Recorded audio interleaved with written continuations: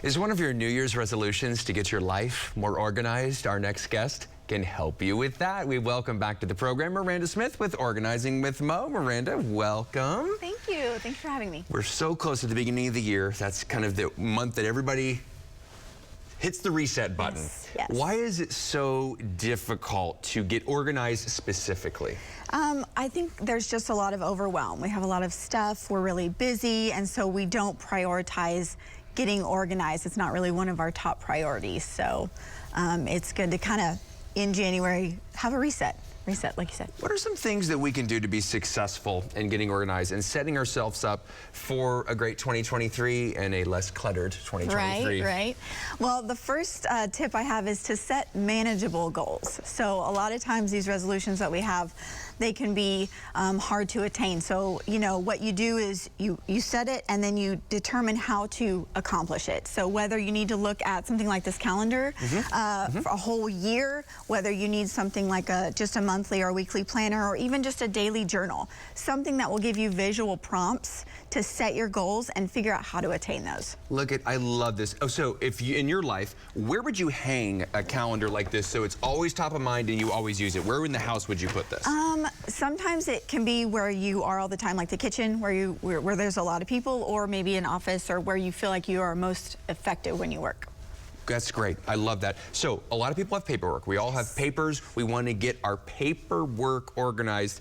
You brought something for us here, just real simple. So paperwork seems to come from everywhere, the mail, work, school, wherever. So try to come up with a system that will help you organize your paper throughout the year. So you can file it, you can stack it like this, you can make categories, and then at the end of the year, remove all of those, put them in a file system, in a box, in the attic, wherever.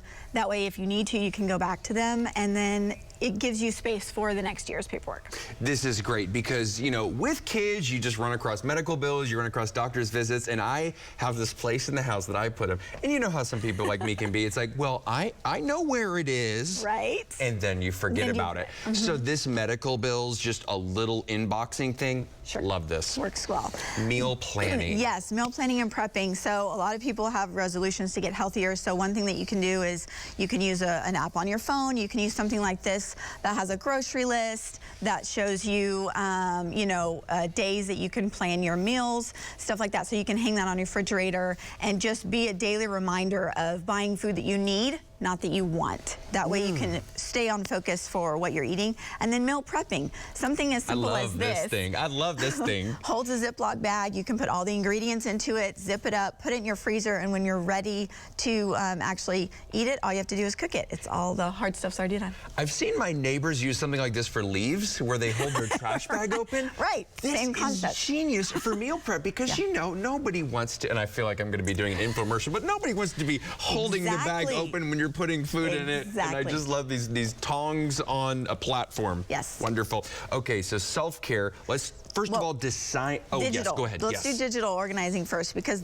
we're all digital right now, right? So January is a great time to clear out your inbox, clear out all those files that you have sitting in your computers. What about the photos that you accidentally took, your kids took, and you're like, what is this? Yes. Clear all of that out of your phone and your computer, iPads, whatever, and that allows you to start a new year fresh with only items that you want or need. That's really smart, because having a Dropbox, I look back and I'm like, wow, do I want to go through this thing from 2007? Right. No, I don't. Right. I wish I would have done it back then.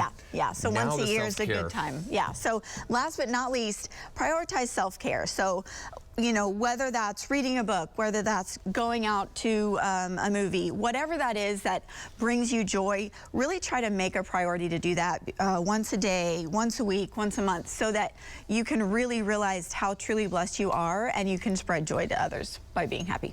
Well, Miranda Smith, this is just wonderful. So many great suggestions, so many great just product ideas even. As always, we so much appreciate your time. Thank you so much for having me. And have a happy new year. You as well.